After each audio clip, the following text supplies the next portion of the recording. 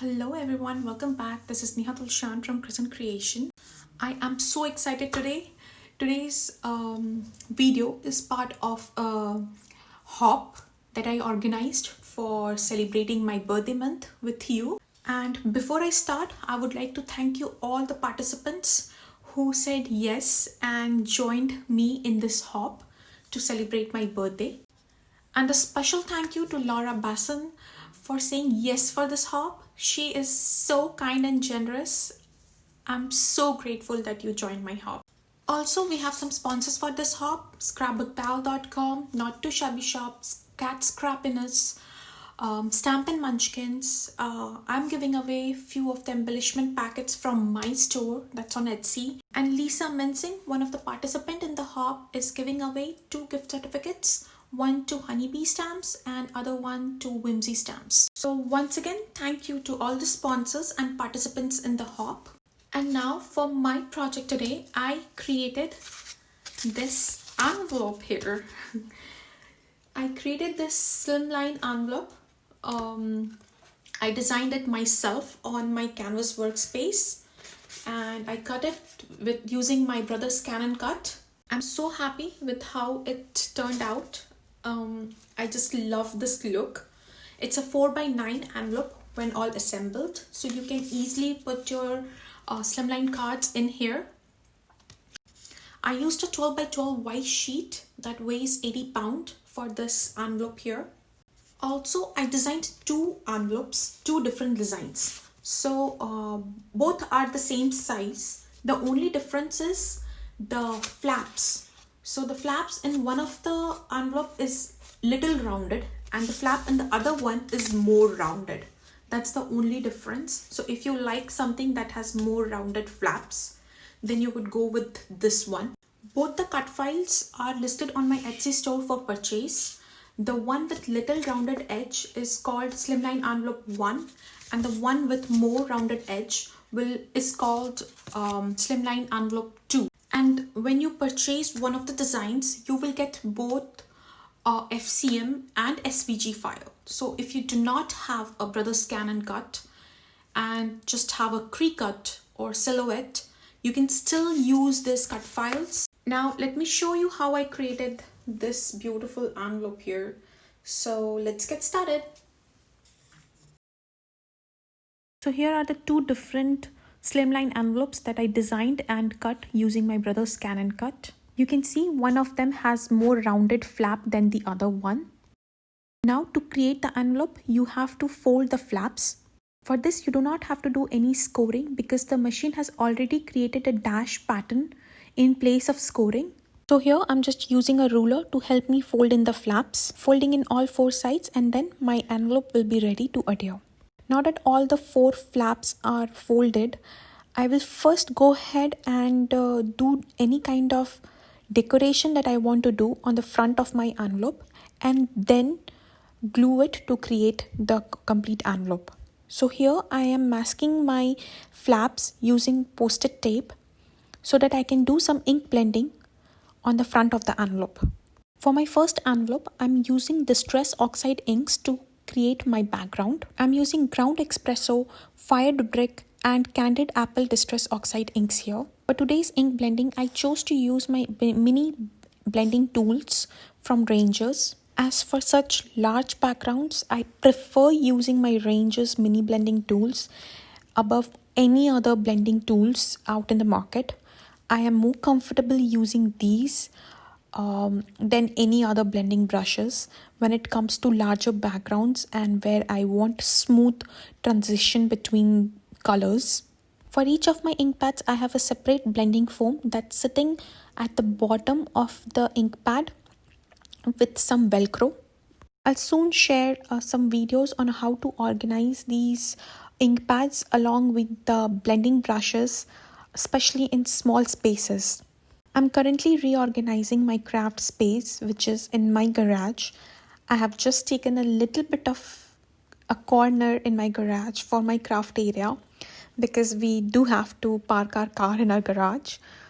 So I'm just trying to work with whatever little space I have in my garage, and especially the small items like blending foam, the blending tools. Sometimes it's difficult for us to organize them properly in small space. So soon I will be sharing a video where I will share some hacks and some organizing tips and tricks of how you can put these things together and organize them in a better way to save time and space and some money, and even then have a proper system for yourself to work.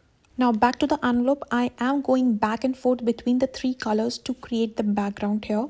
It did take a little bit of effort to get that beautiful gradient from ground espresso to fired brick to candied apple, but at the end it's all worth it. It looks so beautiful when you remove those post-it tapes and reveal the beautifully ink blended background. Isn't it gorgeous? I am in love with this beautifully blended background. I also went ahead and blended the other envelope using distress inks. I used walnut stain, barn door and abandoned coral distress inks. So the envelope in the left is done with the distress inks and envelope in the right is done with the distress oxide inks. The only difference that I can see is that the one done with the distress inks is more shiny and the one done with the distress oxide inks is a little matte finish. So here I have set up my scene that I want to create on top of the envelope using stamps from Fawn and Mama Elephant. I'm using Unicorn Party stamp set from Fawn and also a little sparkle stamp set from Fawn for all the images on the envelope. And the happy birthday sentiment is from Mama Elephant birthday wishes stamp set. So with the help of my Misty, I'm stamping all the images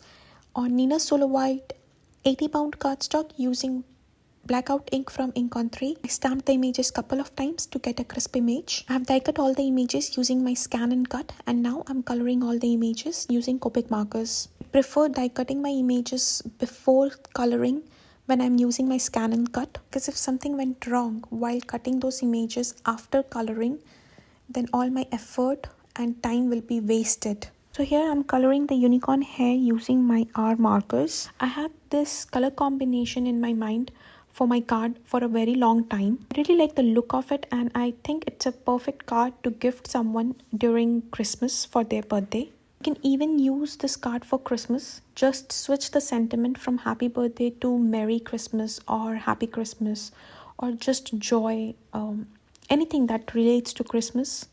For my coloring, I started with R29 to add my shadows, then came in and blended that with R24. And then with my lightest color, that is R22, I just blended a little bit of R24 and kept a lot of white highlight. Then I came in with R89, which is the darkest color, and added shadows where it will be really dark. Blended the R89 with R39, then R29, followed by R24, and lastly colored the rest of the image that was white using R22, leaving a little bit of white space and coloring it with the lightest color while adding the second layer adds a beautiful highlight to the image. To color the body of the unicorn, I'm using warm grays. I want the unicorn to be white, so I will be adding colors to only the areas where the shadows are supposed to be. I started with my lightest color, W1, to add the shadows. Once I'm happy with it, I'll bring my darkest color, that's W7, to actually darken up those shadow areas.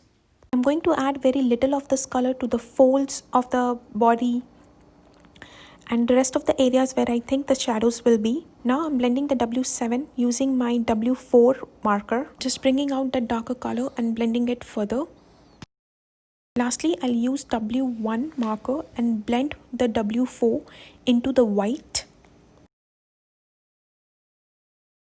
You don't have to do this, but I felt like I should add a little bit of colorless blender in few areas to make sure that the W1 is blended properly. I used R20 for the cheeks and inside of the ear and W9 and W7 for the hoof. For the cloud, I used cool grey Copic markers. I used C5 as my darkest marker, adding shadows to the edges, trying to create that nice round looking cloud. Blended the C5 using C3 and just extended those shadows. Lastly, blended the C3 with my lightest C00 marker.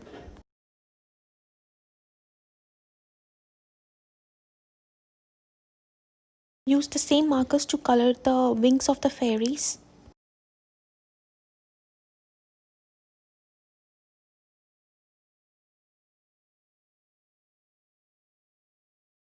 I tried keeping a similar color palette all over and did not use a lot of colors. For the hearts on all the food, I used the same red markers. Coloring the chocolate color on all the foods, I'm using E39, E29 and E33 markers. E29 being the darkest, E39 the medium color, and E33 the lightest. For the icing, I wanted to create a strawberry flavor icing. That means pink. So I used R24, R22 and R20 Copic markers. I used the same R markers as the icing to color my sundae bowl here.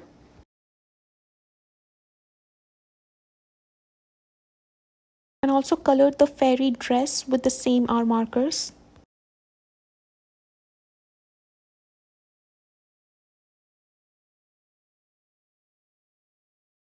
Using the same browns again here to color the rest of the food. Lastly, using the same yellows that I used to color the horns of the unicorn.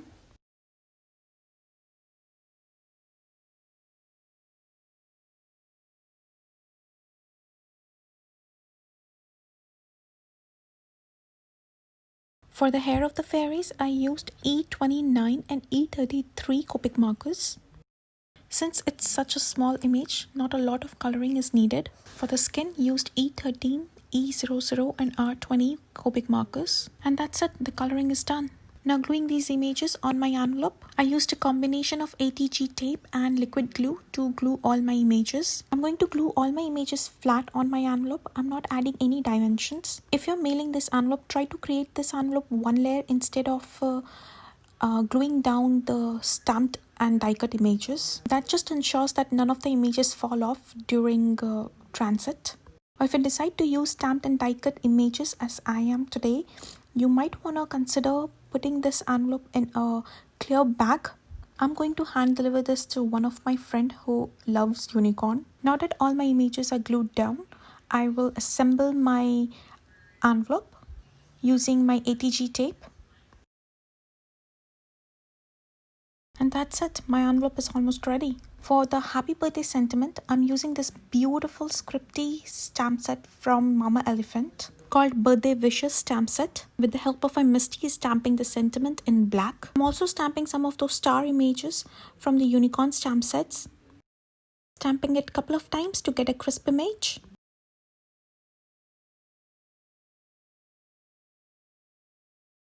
Lastly, adding some white highlights to all the images.